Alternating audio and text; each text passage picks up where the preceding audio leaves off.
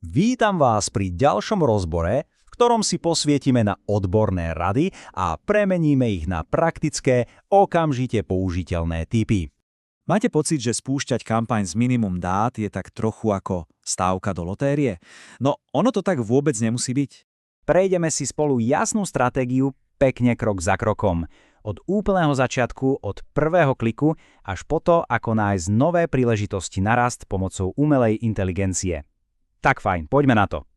Takže, jedným z najväčších strašiakov pri nových kampaniách je tzv. Studený štart. Čo to znamená? No, jednoducho, akú stratégiu ponúk si vybrať, keď nemáme absolútne žiadne historické dáta o výkone. A hneď na začiatok si vyvráťme jeden obrovský mýtus, že musíte začať s manuálnym nastavovaním cien. To už dávno neplatí. Experti z Google totiž potvrdzujú, že systém sa neučí len z jednej novej kampane. On sa učí zo signálov v rámci celého vášho účtu. A to je obrovská zmena. Z toho teda vyplýva, že úplne kľúčové je vyberať si ten správny cieľ hneď od prvého dňa. V podstate sa to celé zužuje na rozhodnutie medzi dvoma základnými prístupmi. Takže otázka znie, ide nám o kvantitu alebo o kvalitu? Chceme získať čo najviac konverzií bez ohľadu na ich hodnotu, alebo sa chceme zamerať presne na tie akcie, ktoré nášmu biznisu prinášajú reálne peniaze? A nie je žiadnym tajomstvom, že Google tlačí inzerentov práve k tým ponukám založeným na hodnote. A prečo? No lebo je to logické. Priamo to totiž prepáža každý minutý cent v reklame s reálnym ziskom. Je to vlastne o tom, aby reklama zarábala, nie len míňala. Dobre, kampaň nám už beží, ale čo teraz? Výkonnosť lieta hore-dole ako na hojdačke, čo môže byť, povedzme si úprimne, dosť stresujúce. Tak sa poďme pozrieť, ako túto nestabilitu skrotiť. Základné pravidlo znie ruky preč. Namiesto toho, aby ste sa každú chvíľu vrtali v nastaveniach a robili malé úpravy, dajte tomu systému čas. Potrebuje sa po každej zmene naučiť, čo sa deje a stabilizovať sa. A to nás privádza k dôležitej veci. Ako vlastne ten výkon správne hodnotiť? Nestačí sa pozerať len na dnešné čísla. Musíme brať do úvahy aj tzv. Oneskorenie konverzií. A čo je super? Samotné rozhranie nám už ponúka prediktívne dáta, ktoré nám ukážu očakávaný finálny počet. A ešte jedna vec, nezabúdajme, že ceny za kliknutie sa menia kvôli dianiu v aukcii, nie vždy len kvôli našim zmenám. Toto je presne tá stratégia, ktorá mení pravidlá hry pre firmy s menšími rozpočtami alebo dlhšími predajnými cyklami. V podstate ide o to, aby sme pracovali inteligentnejšie, nie ťažšie. Poďme sa teraz pozrieť, ako to celé poskladať dokopy. Takže, ako môžu byť účty s malom predajov úspešné v inteligentných ponukách? Odpoveď je prekvapivo jednoduchá. Cieľom nie je naháňať viac a viac dát, cieľom je dať systému inteligentnejšie dáta.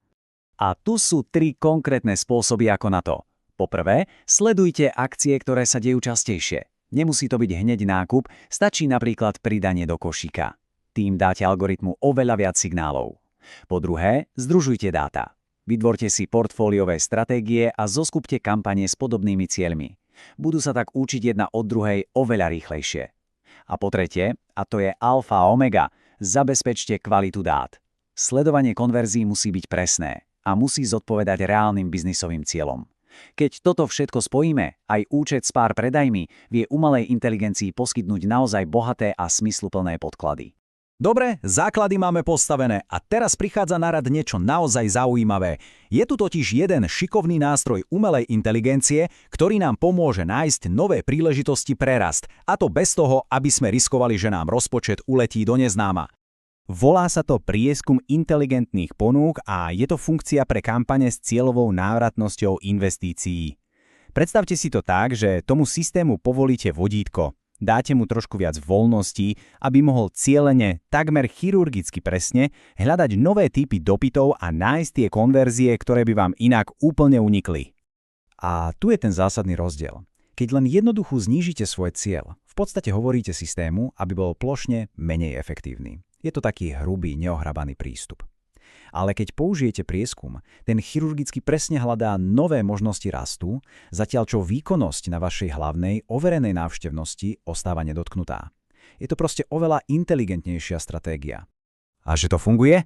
No, čísla hovoria za všetko. V priemere inzerenti získajú o 10% viac konverzií, keď použijú tento prieskum, v porovnaní s tým, ako by len jednoducho znížili svoj cieľ ROAS. A 10% to už sa naozaj počíta. A ako zistíte, či to funguje aj u vás? Je to jednoduché. Sledujte v Google Ads dve kľúčové veci. Po prvé, mal by sa vám zvýšiť celkový objem konverzií. A po druhé, všímajte si metriku diverzita návštevnosti. Tá vám ukáže, či získávate konverzie z viacerých jedinečných vyhľadávacích výrazov. Ak áno, ste na správnej ceste. Takže, aby sme si to zhrnuli, tu je vaša praktická príručka pre malý rozpočet. Prvý bod. Začnite s jasným cieľom. Ideálne stratégiou založenou na hodnote hneď od prvého dňa. Druhý bod. Krmte umelú inteligenciu inteligentnejšími dátami, napríklad optimalizáciou na častejšie akcie. Tretí bod. Združujte dáta pomocou portfóliových stratégií, aby sa systém učil rýchlejšie. A štvrtý bod. Využite prieskum umelej inteligencie, aby ste cielene našli nových zákazníkov. A tým sa náš dnešný rozbor končí. Zostáva už len jedna otázka na zamyslenie.